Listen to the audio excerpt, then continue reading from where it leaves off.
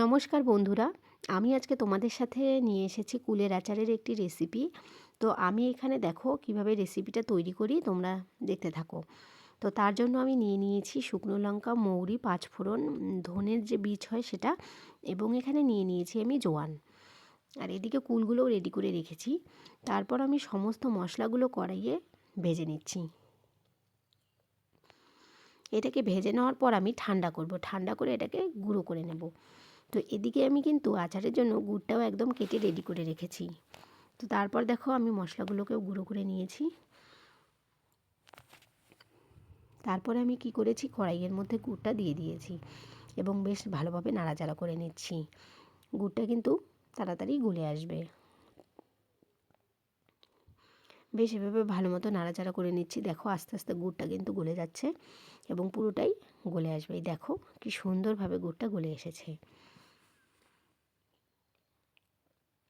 বেশ এভাবে নাড়াচাড়া করতে করতে আমি এখন এখানে কুলগুলোকে দিয়ে দেবো। তো দেখো কুলগুলো রেডি করে নিয়েছি। এবার আমি কুলগুলো গুড়ের মধ্যে দিয়ে দেবো।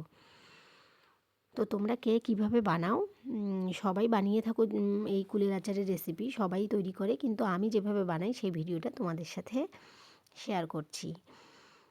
তো তারপর দেখো আমি গুড়ের মধ্যে কুলগুলো ঢেলে দিলাম এবং ভালো মতো নাড়াচাড়া করে নিচ্ছি।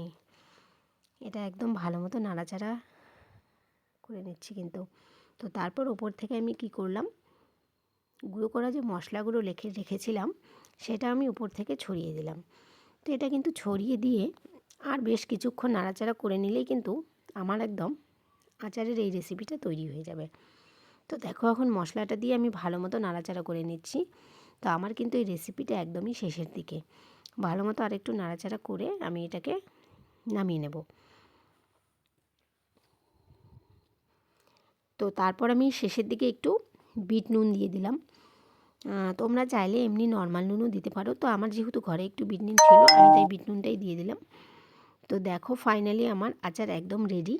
তো তোমরা কে কে কুলের আচার খেতে পছন্দ করো এবং আমার এই রেসিপিটা তোমাদের কেমন লাগলো অবশ্যই জানিও।